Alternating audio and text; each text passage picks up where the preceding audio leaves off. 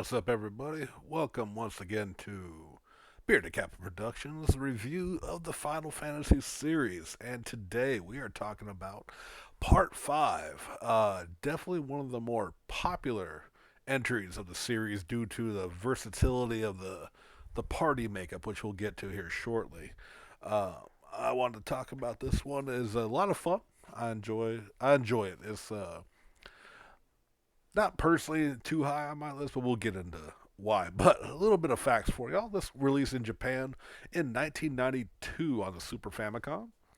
After the big success of Part 4, they definitely wanted to release Part 5 and kind of go back a little bit, I think. But we'll get into that shortly. Sorry.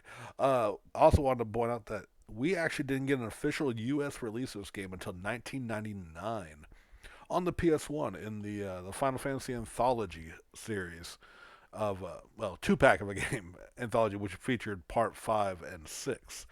But this one was very popular online though through fan translations for reasons we're about to get into. But it is still the standard turn-based Final Fantasy, old school in all the good ways, with turn-based combat, and as you can see from here, a little bit of a little upgrade from 4, which was an early SNES Super Famicom release. But this one had the benefit of many releases, though since the version I play the most is definitely the Game Boy Advance version, which you're seeing here, where you can see that the graphic upgrade even better, of course, on GBA, as well as a better translation than the PS1 version. PS1 version having a notoriously terrible uh, translation for the character Ferris in particular. Uh, she being a pirate character when you meet her, and they gave her the oh so typical stereotypical pirate of "Arr, me hearties" and all that Long John Silver Treasure Island speech. It's pretty terrible. But we do have 5 main characters throughout the series. We have the lead, Bartz, not the popular mistranslation from his Japanese name, which in the early fan translations was Butts, literally Butz, and some people hold true to that. They claim it's more accurate. I disagree. From what I've understood, it was just a with going from Japanese to English, a lot of translation can be iffy at times, and that was simply someone just thought butts. They probably thought it was funny.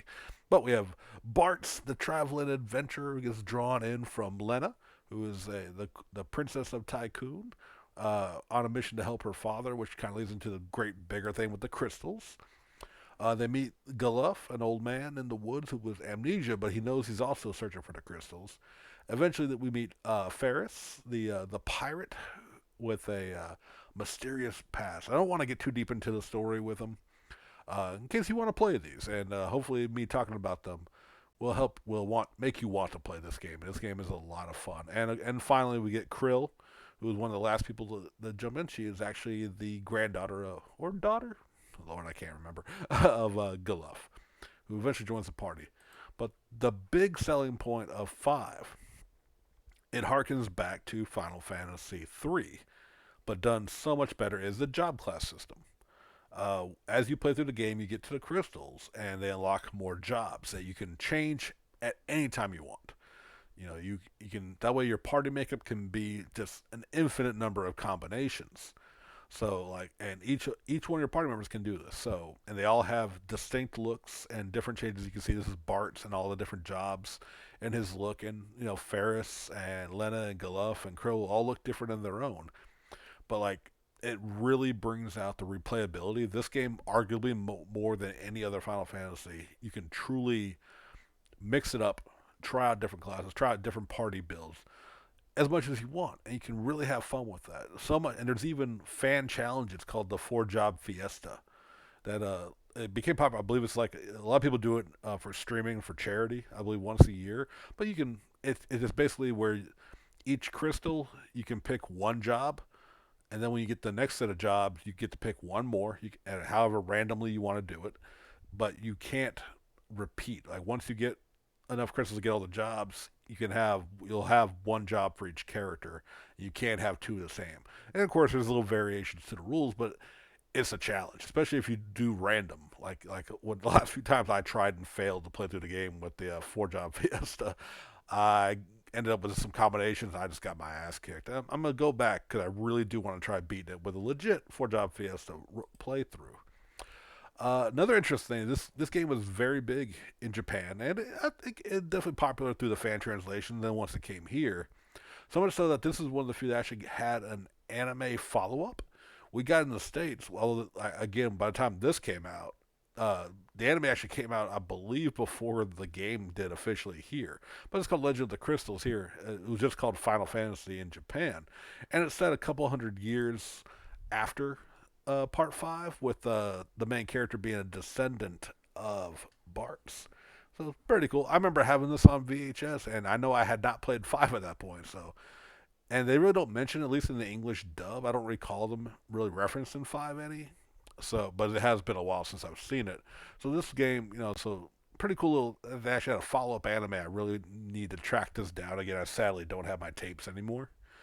But five overall is an incredibly fun game. The story, again, it's kind of revived the crystals, revived the world, but there is some interesting twists and turns with family connections with a lot of people, and from Bart's history to especially Lena and Ferris, you get a lot of connections with them, and Galuff and what he's all about. It's a very fun game, but I would say more so than the story, really is the sell point is the job class system. It's done beautifully because you earn job points to level up that particular job just from your normal battles, and it's a lot of fun. There's a lot of good humor in it.